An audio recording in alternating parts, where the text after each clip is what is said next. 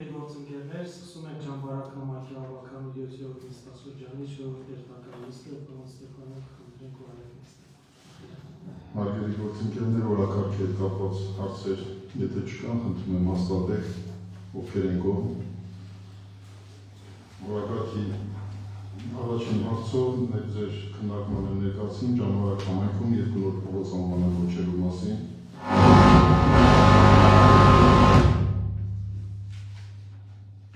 Խոսքը ճամբարակ քաղաքի Թումանյան փողոցում մեկ փակուղի ավելացնելով, քանի որ կարիք է առաջացել նոր հասցեավորման և քարտեզների հետ ճշտելու և երկրորդ Վահան բնակավայրում նոր փողոց և դա կապված է բնակավայրաշինության կարողը ծրագրի հետ հաջորդ նախագծով ավելի մանրամասն կներկայացնենք կոնկրետ նպատակը։ Եթե հարցեր չկա, խնդրում եմ հաստատեք, ովքեր են կողմ, որոշումը ընդունված է։ Հաջորդ նախագծով համայնքային սեփականություն հանդիսացող գույքը գույքացանկից անելու համաձայնության մասին, խոսքը վերաբերում է պաշտպանական պաշտպանության նախարարության հետ կապված խնդրին և հարակից տարածքը ուղղակի իրենց կողմից զբաղեցնելու, իրենց կարիքների զբաղեցնելու համար։ Խնդրում եմ հաստատեք, ովքեր են կողմ, դեմ չկա, որոշումը ընդունված է։ Հաջորդ նախագծով ճամբարակի կոմունալ տնտեսության բողոքին մենք 5 տարի առաջ, ինչպես հիշում եք, գույք ենք անհատույց անհատույց տվել և պայմանագրի ժամկետը դրանալու կապակցությամբ պայմանագիրը թարմացնելու կարիք կա և նշված ցանկում ներառված գույքը ճամբարակ կոմունալին ծառայություններ մատուցելու նպատակով տրամադրելու մասին է։ Հավելվածով երևում է կոնկրետ ինչ գույքերի մասին է խոսքը։ Հիմնականում տեխնիկա։ Եթե հարցեր չկան, խնդրում եմ հաստատեք, ովքեր են կողմ,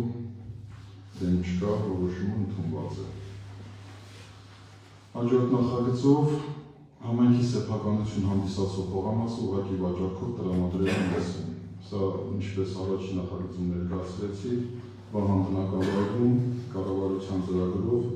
ժողովրդական լեզվով ասած 16 միլիոնի ծրագրով կոնկրետ բնակարաններ կառուցելու նպատակով հատկացվող հողամասեր են և դրա համար ելնելով դրանից ուղղակի վաճառքով ենք նախատեսել, քանի որ ծրագիրը նպատակային և թիրախային է։ Մեկ քառակուսի արժեք է սահմանվել 500 դրամ և հենց այդ փողոցը, որ առաջին նախագծով նոր անվանակոչեցինք, հենց այդ փողոցի վրա այս նշված հողամասը տրվել է բնակիչներին բացառապես այդ բնակարանները կառուցելու նպատակով։ Հարցեր եթե չկան, խնդրում եմ հաստատեք, ովքեր են կողմ, որոշումը ընդունված է։ Հաջորդ նախագծով, ինչպես և մենք ամեն հավաքան նիստի ժամանակ հակային արտոնություն տրամադրելու մասին նախագիծ ենք ներկայացնում, այս անգամ ցանկում ներկայացրել ենք մեկ անձ դրախտիկից, մայր գումարը ամբողջությամբ մարել է և առաջացած տուգանքները ընտրել է արտոնել։ Խնդրում եմ հաստատեք, ովքեր են կողմ, որոշումը ընդունված է։ Մեր օրակարգի վերջին հարցը հաջորդ հավաքան նիստի օր սահմանելու մասին է, առաջարկում ենք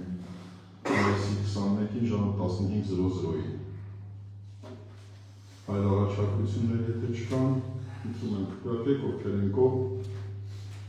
որոշումը ընդունված է։